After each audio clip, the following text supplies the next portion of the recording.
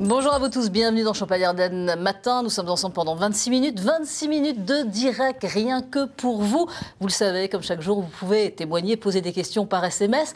Et aujourd'hui, nous allons parler justement des jeux d'argent, l'addiction aux jeux d'argent, être accro aux jeux. Un phénomène qui prend vraiment de l'ampleur et qui peut provoquer une descente aux enfers pour certains. Sachez que l'addiction aux jeux touche 600 000 Français et que le chiffre d'affaires des jeux autorisés, c'est-à-dire le loto, les jeux de grattage, les casinos et les paris sur les courses de chevaux, ce chiffre d'affaires a été multiplié par 400 depuis 1960, passant de 98 millions d'euros à 37 milliards d'euros. C'est énorme.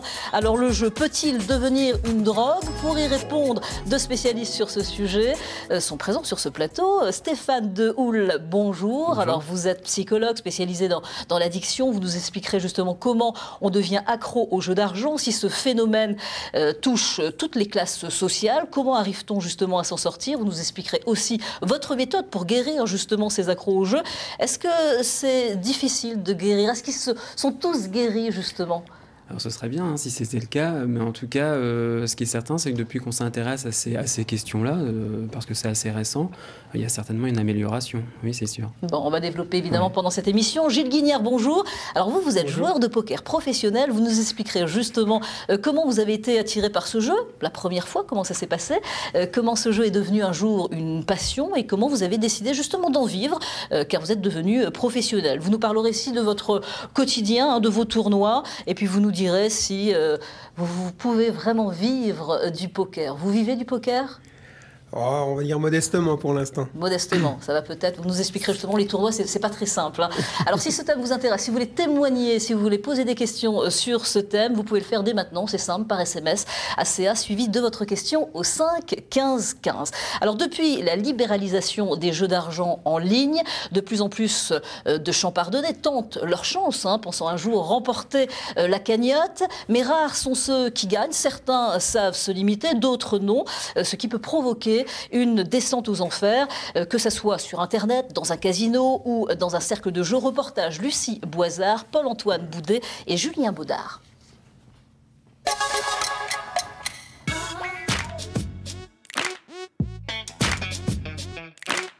Tournoi de poker en plein cœur de Reims. Autour de la table de jeu, chacun cultive son style. Manipulation de jetons plus ou moins maîtrisée, lunettes noires pour brouiller les pistes, ou l'air faussement décontracté. Tout est affaire de tactique et de psychologie. Moi, ce qui me plaît dans le poker, c'est plutôt la stratégie, un petit peu de rentrer dans le cerveau de l'adversaire. La psychologie, la concentration, le contrôle de ses nerfs, les impulsions. Un jeu de maîtrise et de calcul qui laisse peu de place au hasard. Ce qui anime aussi les joueurs, c'est remporter le pot, mais pas à n'importe quel prix. Bon, on va dépenser 100 € par mois peut-être. Donc bon, c'est pas plus cher qu'on fume pas, donc c'est pas plus cher que les cigarettes, c'est un loisir comme un autre, quoi. Je joue approximativement, on va dire, entre 150 et 200 € par mois. Voilà. Et jusqu'à présent, je rentre largement dans mes gains. Donc voilà. Gagner de l'argent, ça peut aussi se faire sur Internet. La libéralisation des jeux en ligne a vu le nombre de sites décuplé en France. Des gains immédiats avec un simple clic, c'est ce qui a poussé ce jeune Rémois à jouer. Mais rapidement, le jeu a tourné à l'obsession. Au début, c'était, on va dire, une fois par semaine. Et après, qu'est-ce qui s'est passé? Après, ça a été de pire en pire en fait. Hein. J'ai joué tous les jours. Et puis des fois, je gagnais des grosses sommes et puis je les encaissais, mais on peut aussi facilement les décaisser pour rejouer. Donc je m'arrêtais pas en fait. Hein. C'était parce que j'en avais besoin en fait. C'était même pas pour gagner parce que des fois je perdais et puis je savais très bien que j'allais perdre et je continuais à perdre mon argent comme ça parce que j'en avais besoin. Un besoin irrépressible qui a transformé le jeu d'argent en une addiction. Pour tenter de s'en sortir et rembourser ses dettes de plus de 48 000 €, ce trentenaire suit une thérapie. On voit vite le fond en fait. Hein, donc ça nous entraîne vraiment dans la dépression et on a l'impression d'être rien en fait. Hein. À un moment donné, on a l'impression d'avoir tout perdu, de servir à rien, de faire n'importe quoi. Donc c'est vrai que ça a été 10 ans de galère et maintenant je vois ça autrement et j'ai envie de m'en sortir et j'ai plus envie d'y jouer, c'est sûr, quoi. Il a envie de s'en sortir, il n'a plus envie de jouer. Stéphane Dehoul, vous qui êtes psychologue, justement, c'est difficile de s'en sortir quand on a carrément plongé dedans? Ça dépend des personnes. Après, dans le cas qu'on voit ici, ça s'est relativement bien passé. Oui, il dit qu'il n'a plus envie de jouer du tout. Voilà. Après, il suffit simplement parfois déjà de pouvoir en parler à quelqu'un qui ne va pas être dans le jugement, parce que c'est une pratique aujourd'hui, le jeu, on a tendance à se dire c'est peut-être un vice, enfin ce genre de choses. Déjà de pouvoir en parler, ça peut... Oui, parce que pour certaines personnes, c'est juste une fois de temps en temps, ça fait plaisir, oui. Voilà, il n'y a pas de souci.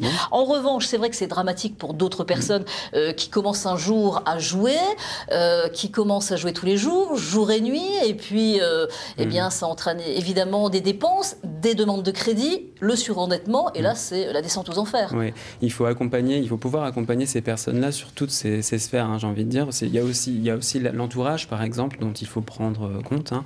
L'aspect financier, l'aspect de la santé mentale, hein.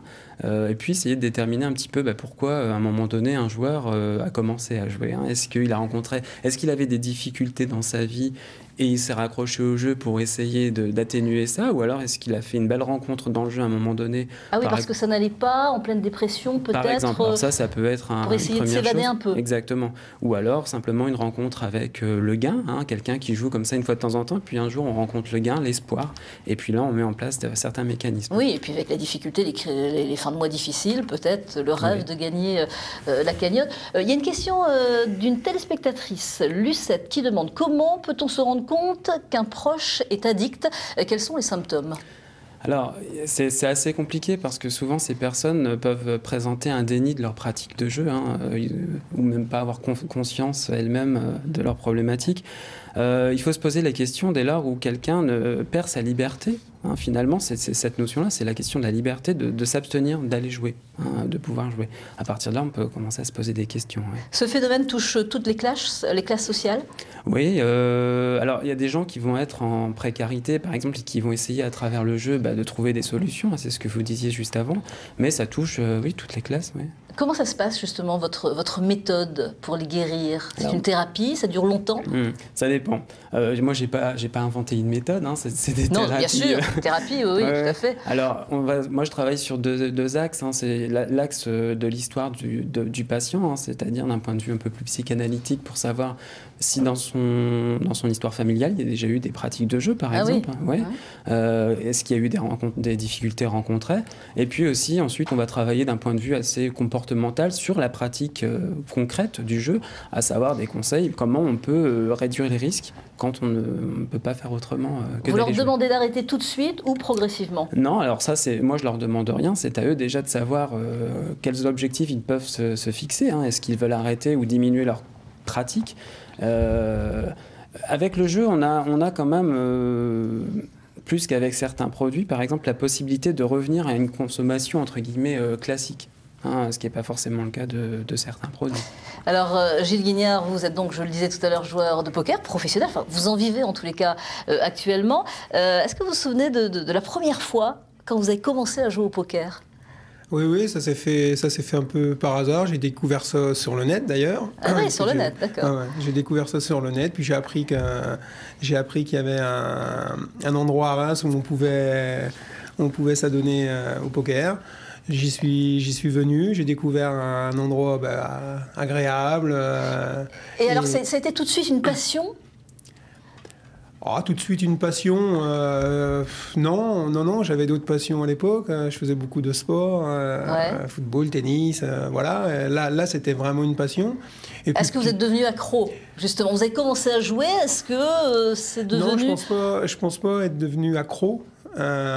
Tout dépend où on met le curseur dans le mot accro, mais non, je pense pas. Est-ce que c'est tous les jours? Est-ce que vous jouez? Est-ce que vous avez commencé à... Non, pas tous les jours. Pas tous les jours. Non. C'est-à-dire que vous êtes professionnel, donc vous allez faire des tournois, vous faites pas mal de tournois, soit en France, soit à l'étranger. Si vous partez en vacances, oui. Voilà, vous ne jouez pas du tout? Ah non, je peux être une semaine, 15 jours sans aller jouer. Voilà, c'est... Quand ça devient un travail, si vous voulez, quand vous travaillez, vous partez en vacances, vous faites pas d'émission de télé. Donc, non, c'est vrai. Je suis pas avec mon micro sur la plage. Donc vous faites un break de votre profession. Voilà, moi quand je vais en vacances... Ouais. Donc il n'est pas accro? Alors, il ne serait pas dépendant apparemment, Voilà. puisqu'il a la liberté de pouvoir s'arrêter quand il le souhaite. Par contre, à un moment donné, on peut... Ça ne veut pas dire que parce que la dépendance n'est pas présente à un moment donné, qu'elle ne peut pas l'être plus tard.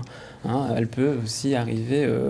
il faut se méfier de la notion aussi de se refaire, par exemple. Hein, quand quelqu'un joue et qu'il n'accepte pas ses pertes et qu'il rejoue pour se refaire, là, on peut commencer à se poser aussi des questions, par exemple. C'est ce que je vous disais tout à l'heure. Vous savez vous limiter?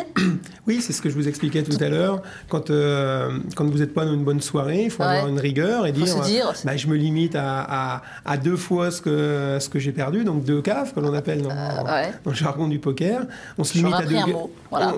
on se limite à 2 caves et puis si ça passe pas, on se dit c'est tout, ça sera pour une prochaine fois.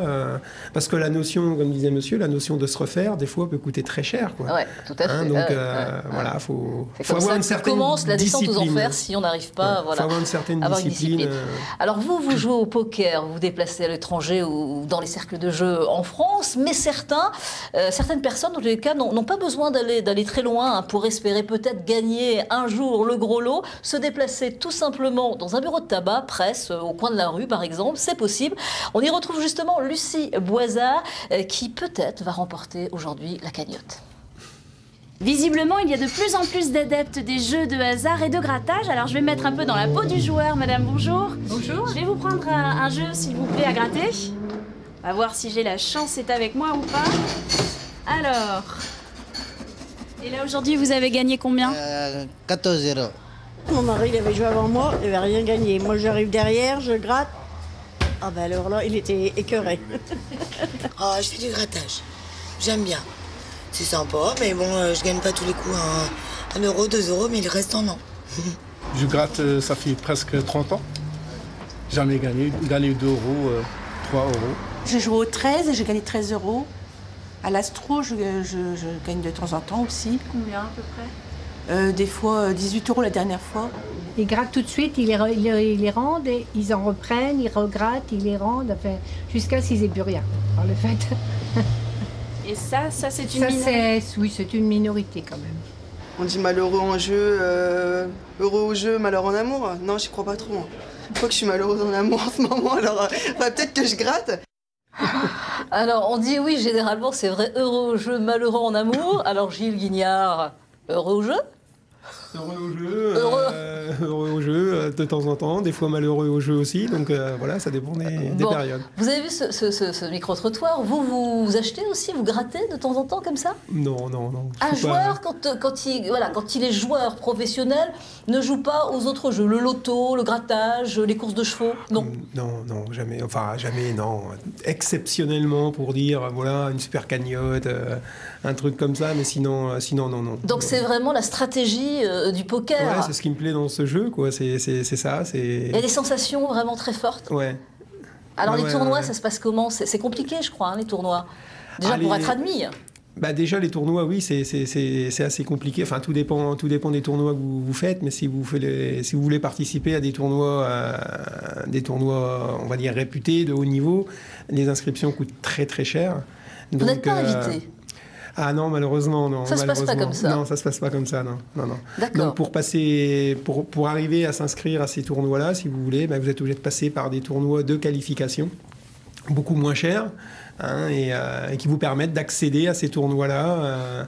Mais malheureusement, les qualifications ne passent pas tout le temps, quoi. Hein, donc, Et vous me disiez hors antenne qu'il faut être souvent sponsorisé, que certains joueurs sont sponsorisés. Il y a certains joueurs qui sont sponsorisés. C'est vrai que c'est beaucoup plus facile. C'est beaucoup plus facile parce que là, vous accédez directement au tournoi majeur. Et le sponsoring maintenant est devenu très très difficile. Hein, on va dire tout le boom du poker est arrivé il y a 1 an et demi en France. Donc toutes les poker rooms qu'on appelle, tout le milieu du poker, donc a recruté ces joueurs. Et maintenant donc ça rentre au compte-gouttes. Il y en a un qui n'est pas responsorisé l'année d'après, on en reprend un. Et vous êtes sponsorisé? Et non, je ne suis pas sponsorisé. Donc, voilà, c'est un appel aujourd'hui. Vous êtes sponsorisé, c'est ça? Ça serait merveilleux. Bon, je ne vais pas demander au psychologue Stéphane de vous sponsoriser, ça ne va pas aller, mais bon, si voilà, il y a des personnes qui veulent vous sponsoriser, qui aiment le poker, ça peut se faire. Ben, c'est vrai que pour arriver à progresser, il faut participer à des grands tournois avec des grands joueurs. Hein, et j'ai eu l'occasion d'en faire quelques-uns, de me confronter à ce genre de joueurs. Et c'est vrai qu'on progresse beaucoup plus vite. Et voilà, si l'opportunité se présentait, pourquoi pas. Bon, alors on va parler justement, vous allez de temps en temps faire des tournois aussi dans des cercles de jeu. Lorsqu'on est à la tête justement d'un cercle de jeu, doit-on contrôler, surveiller les joueurs, les protéger? Réponse de Gérard Gravé, directeur d'un cercle de jeu à Reims. Regardez. L'addiction au jeu, ça existe. C'est 4% de la population de joueurs qui ont une addiction au jeu. Ils sont donc malades vis-à-vis de ce phénomène-là. Mais s'ils n'ont pas cette compensation-là au jeu, ils vont la trouver autre part, ils vont la trouver dans l'alcool, ils vont la trouver dans la drogue. En fait, c'est souvent des gens qui ont une maladie et cela, c'est pas à nous de les guérir, c'est pas notre métier. Ça. Par contre, on peut leur dire effectivement d'aller voir le médecin qui va s'occuper d'eux et concernant le jeu, il s'appelle SOS Joueur, il s'appelle Addictel, etc. Oui, donc il y a des associations, évidemment. Qu'est-ce que vous en pensez? C'est vrai que c'est pas au directeur d'un cercle de jeu, je pense que c'est son métier d'avoir des joueurs dans ce cercle de jeu, mais il peut tout de même peut-être discuter de temps en temps et donner une adresse. Bah oui, mais je pense qu'il faut quand même malgré tout pouvoir faire de la prévention, en tout cas, ou de l'information, savoir vers qui orienter ces joueurs. Hein. Là, ce qu'il évoque, c'est un peu simpliste, hein, c'est-à-dire quand même, bon, s'il joue pas, il va boire ou il va... bon, ça s'appelle un transfert de dépendance. Ceci dit, c'est vrai que chez certains joueurs, on va rencontrer plusieurs choses, le jeu avec le tabac ou le jeu avec l'alcool ou le jeu avec d'autres choses. Hein, ça, c'est aussi possible. Quand vous avez vu tout à l'heure pour le grattage, lorsqu'on gratte pratiquement tous les jours, des personnes qui vont acheter leur quotidien, qui prennent un ticket de grattage, est-ce qu'ils sont addicts au jeu? Bah, ça fait partie d'un rituel pour eux, hein, finalement, c'est quotidien.